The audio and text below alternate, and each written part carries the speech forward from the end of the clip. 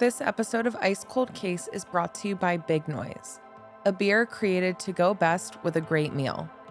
On a personal and professional level, one of my core values is collaboration. This podcast would not be possible without the work of so many talented individuals that come together to make it what it is. The art of collaborating is one of the reasons I resonate with Big Noise. Their lager is light and crushable and doesn't leave the aftertaste of beer. I don't usually like beer, but I love this beer. It's quickly become my drink of the summer. You can find Big Noise at any of the great restaurants on their website, bignoisebeer.com, or at Bevmo locations across Southern California. And thank you so much to Big Noise for being supporters of this podcast and my mission to solve this case.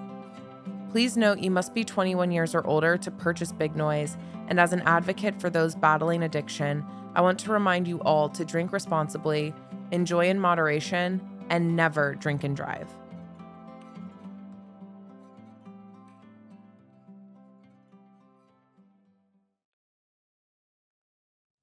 Progress is not always linear.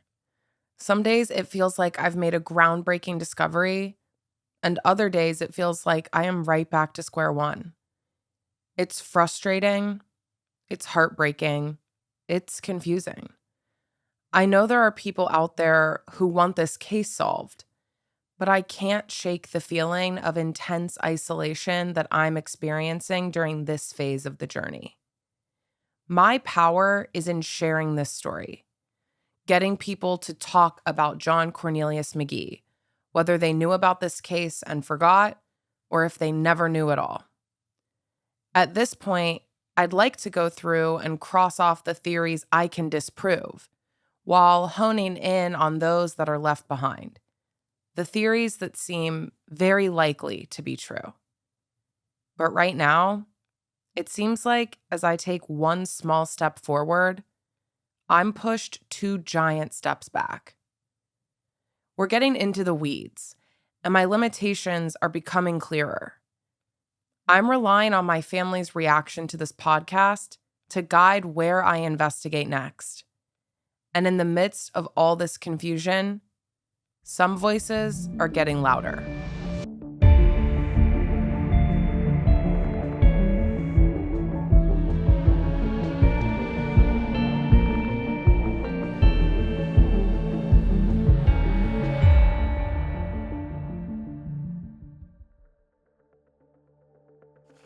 As I've gone through all the police files the last few years, I've outlined my own theories of what happened as thoroughly as I possibly could. The police files are a combination of what the police think happened with what they are hearing from witnesses. Witnesses that they don't trust. Omar will never tell you the truth. So then I started talking to my family. The time I spent interviewing them was enlightening. They provided context on some relationships and allowed me to read between the lines of the wheelings and dealings that didn't make it into the police report. After going over everything, the police files and my new interviews, this is where I landed. Butchie and Deneen, Omar and the possibility of this home invasion gone wrong, and the police's potential involvement or possible cover-up. Well, we had to talk to you and Butch. Put two and two together here. You're having a big custody battle. Well, but... He hated John McGee. Yes. John McGee's found dead the day before the final hearing. I mean, why would we not talk to you? It's obvious Butchie and Deneen had motive. Between the custody of Shane and not wanting to expose their participation in illegal activities, my dad getting murdered was convenient, if nothing else. If you remember, Butchie admittedly hated my dad. I remember this too. I remember Butchie saying that he hated your dad, but he would never do that to him. Oh, I'll be honest with you. Yeah, I hate the man. I do hate the man. And even though he passed the sheriff's voice inflection test, the prosecutor's office dropped a huge Easter egg when they mentioned that tone could have been Butchie. Is Butchie Griffin listed in that? I know Tone is, but I thought is Tone Butchie Griffin? I don't think those reports ever say who Tone is. So I started looking into how Butchie could have been connected to the other accomplices there that morning. Really, for Butchie, this was a best-case scenario. He came out completely unscathed. His side hustle, relationship with Deneen, and his reputation remained intact. And afterwards, he went right back to whatever he was doing with no further association to my dad's murder. Now with Omar, his ever-changing stories are a crucial part of this case. Not only does that make him look suspicious, but those stories were detrimental to this entire investigation, constantly throwing people off. Omar sent all those investigating this case on a goose chase, and I'm scrambling to put together his pieces. Even if I took Omar's word at face value and searched for a suspect based on his descriptions, I'd be looking forever. He continually declined the sheriff's department's request for a polygraph. It's not clear just to me. It's clear to everyone. Omar is not reliable. I think the person who needs a convincing to tell the truth is Omar. I can't confidently say he is guilty of my dad's murder without evidence. But I can say he is not innocent. At the very least, he admitted to lying on the stand. On page 33 of the police report, it says that Omar admitted to lying during the grand jury. There is a note that the Belmont County Sheriff's Department recorded that interview and kept it on a disc as evidence. Omar admitted to lying on the stand under oath, and the police let him go. Perjury is a third-degree felony in the state of Ohio. Omar's the key. Will we ever get the truth out of him? I don't know. Why risk perjury charges to lie about this? This is a question I'll continue to ask until I get an answer. Omar is the key witness in a murder investigation of his uncle, his mother's brother, his neighbor. From the second he called 911, the lies began. Not only do I want to know the truth, I want to know why. Why lie? If it's not because he's involved, then what was the reason? Omar's scared of something, either of implicating himself or these guys. Let's talk cops. Keep in mind, these episodes are being written and recorded in real time. You are in this with me. Last week, local news station WTRF insinuated that there is evidence that could be tested to solve this case. They interviewed the Belmont County Sheriff Department's lead investigator, Detective Ayler, who said that because the witness testimony is so unreliable, he has to rely on hard facts and evidence to help him solve this case. One of the reasons why we're doubling down on going back and dealing with things that are solid and can't be lied about, direct evidence. So if they're relying on this evidence, let's see it. A few things that still don't make sense about their investigation efforts. They went to Pearl and Omar's house first, instead of my dad's, where they knew someone had been shot and killed. Alyssa was still on the phone with 911 while the police were outside and made entry into Pearl and Omar's house. And the police let my sister sit there, next to our dad's body, for minutes before getting her out safely. It's unfortunate that the investigation of this case started off so rocky, and so much useful information slipped through the cracks early on.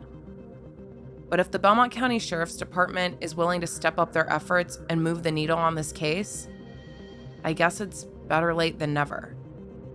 The police didn't investigate very good. And that they didn't take any more action to try to solve this is suspicious to me. My goal was to rule out people because I thought that would push me in the right direction. But I can't really rule out any of these theories. There just isn't enough conclusive evidence. So even now, after all this time, all this research, everyone remains a suspect.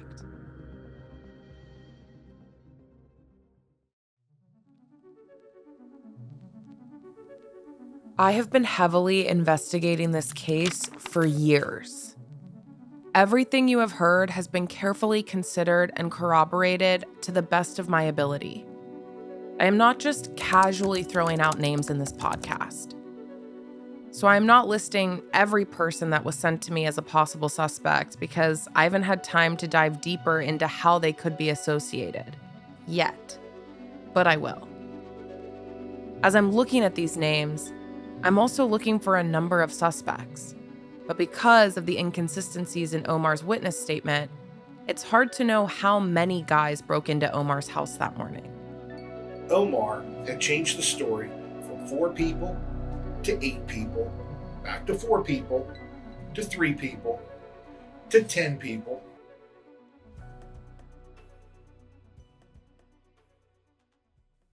To recap, I already looked into Daryl Smith, the only person initially charged.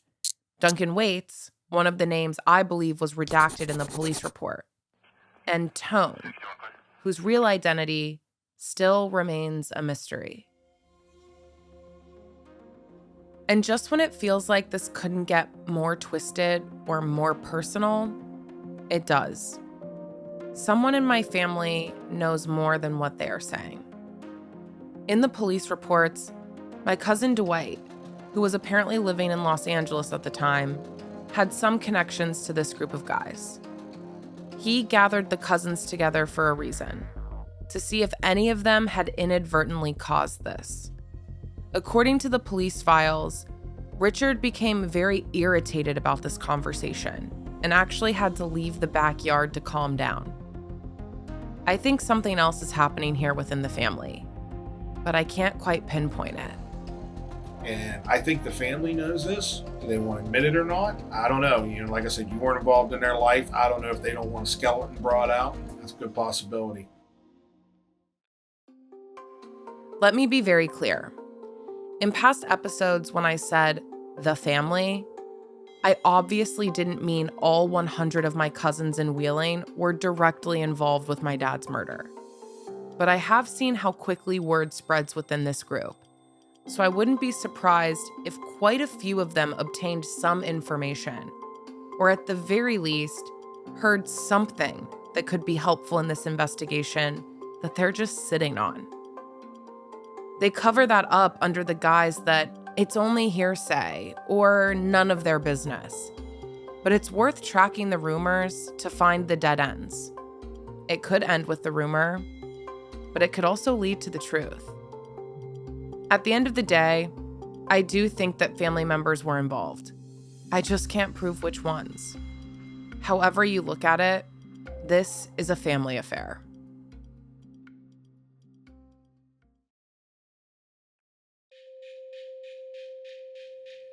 There's something in all of this, but it's been diluted by inconsistent testimonies, shady characters, and too many people who don't want their personal lifestyles exposed.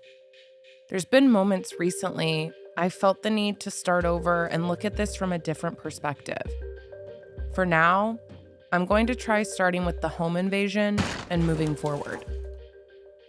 On July 11th, 2002, Deneen was immediately interviewed because of her obvious motive.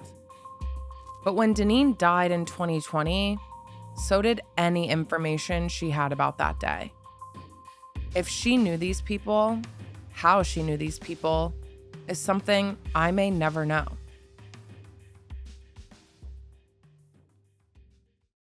When Deneen gave her statement, she had already heard some things.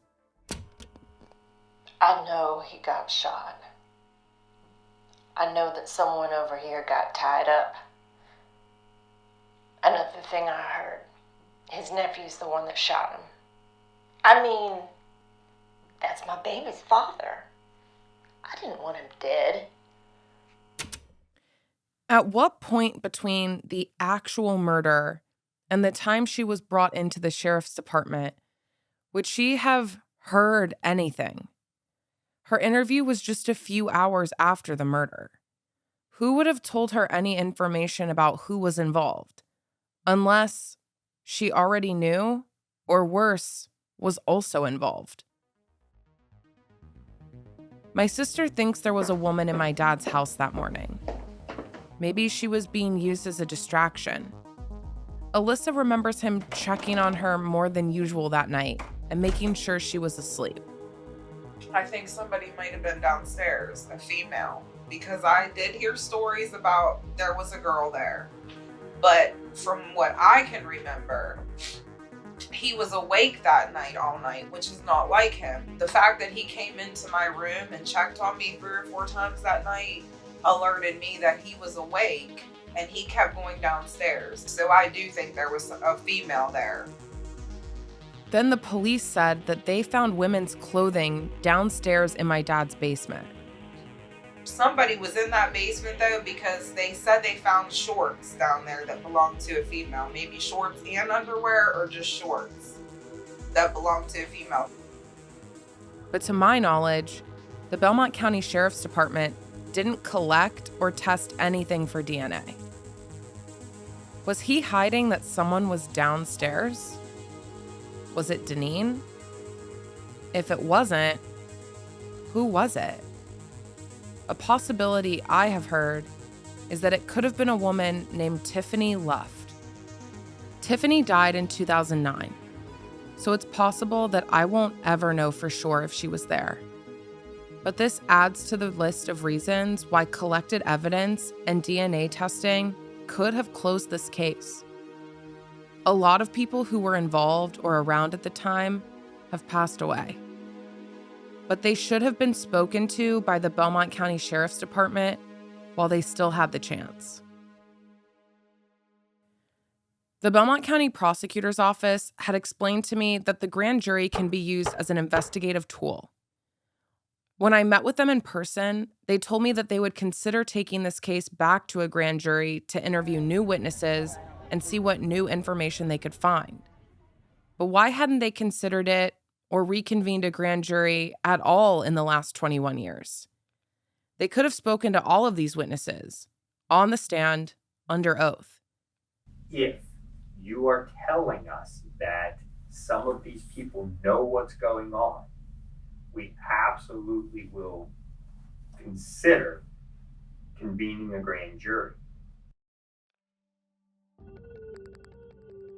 When looking at Butchie and identifying his motive, I had to also consider how he would have pulled this off. Would he have been naive enough to think he could get away with it? It's possible that he could have had someone else do it. The prosecutor's office had already led me down the path of associating the nickname Tone with Butchie. But what if Tone wasn't Butchie? It was Butchie's friend. Alyssa's mom, Barb, mentions in her initial statement that Butchie's best friend was Anthony Davis. What's a common nickname for Anthony? Tony. Or Tone. Omar could be the scapegoat for someone. I'm trying to figure out who, but it's not hard to understand why. His lifestyle opened himself up to these situations. When a debt is owed, someone always comes to collect. It's not like I'm telling the police department information they don't already know. They knew about Omar and Richard's side hustle. But I'm not interested in protecting the people who are protecting their already exposed reputations. I'm just shedding light on it again so that the police could also take a look at this case from a new angle. Because as of now, the Belmont County Sheriff's Department has stuck to the same story. On July 11th, 2023, the 21st anniversary of my dad's murder, I woke up before my alarm.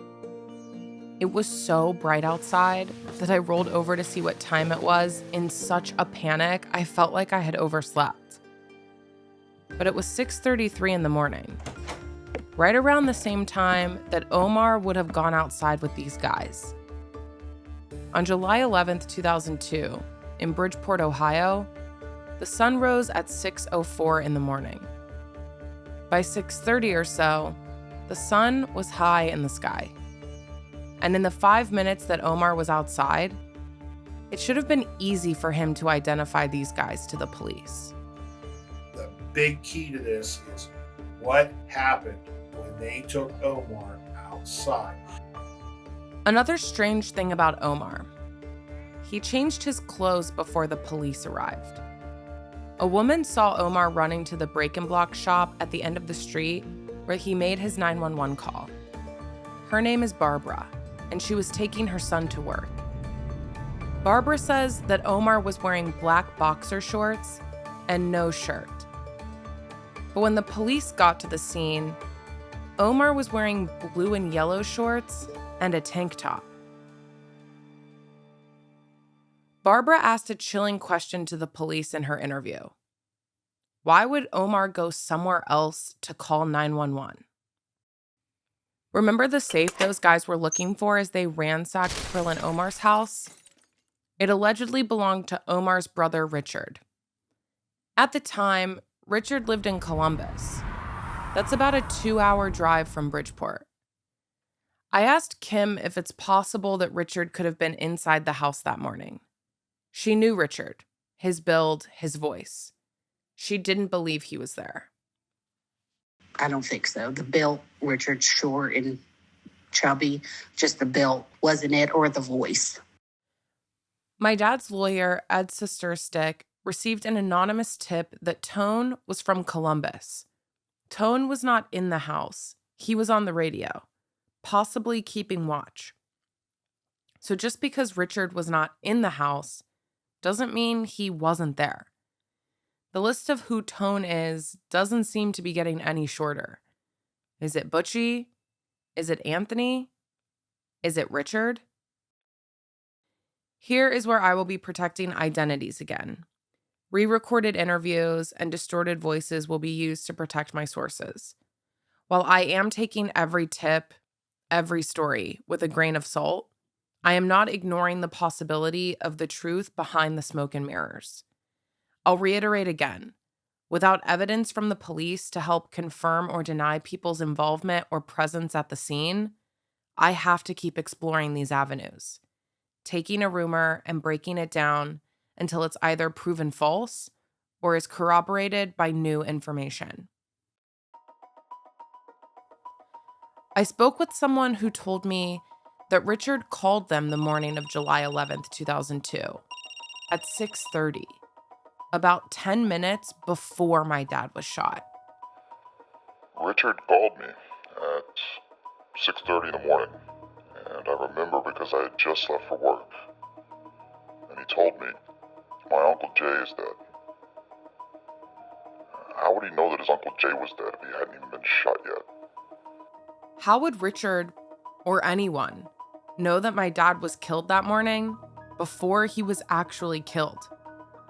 This isn't in the police reports because the people coming forward to me aren't eager to talk to the police.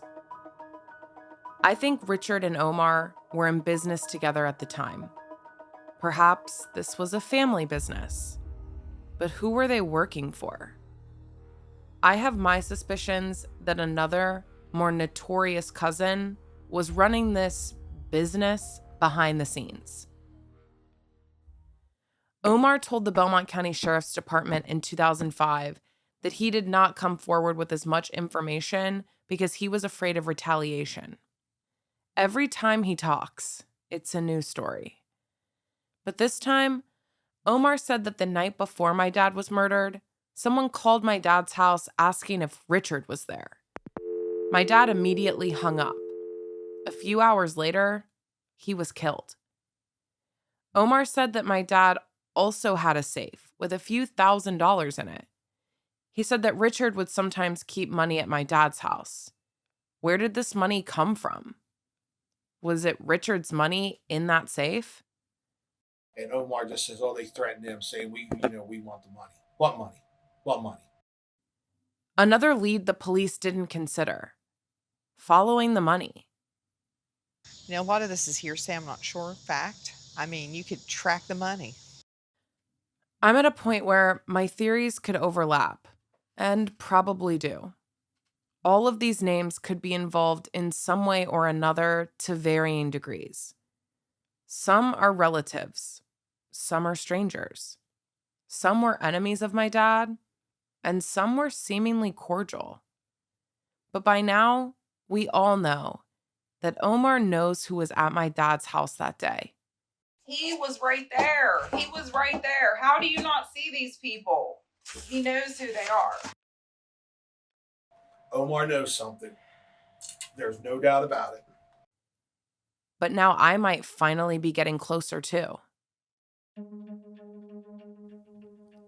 Whether Omar was compliant to save his own life or directly involved in my dad's murder is the major detail that I am not confident about. Regardless, Omar was the access point.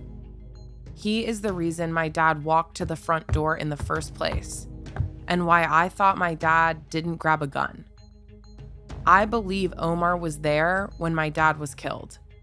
And I think Omar's closeness in relation and physical proximity to my dad created an opportunity for these people to do what they did. In one of his last interviews in 2002, Omar tells the Belmont County Sheriff's Department that he would sleep better without all these rumors swirling around. Well, I'm sure it's been a very long 21 years for Omar. I don't think he pulled the trigger. I think one of these guys who did this home invasion did. And in an attempt to turn the puzzle to find a new perspective, I wanted to first figure out how this group was connected to each other and to my dad. This didn't just need a closer look. It needed a magnifying glass.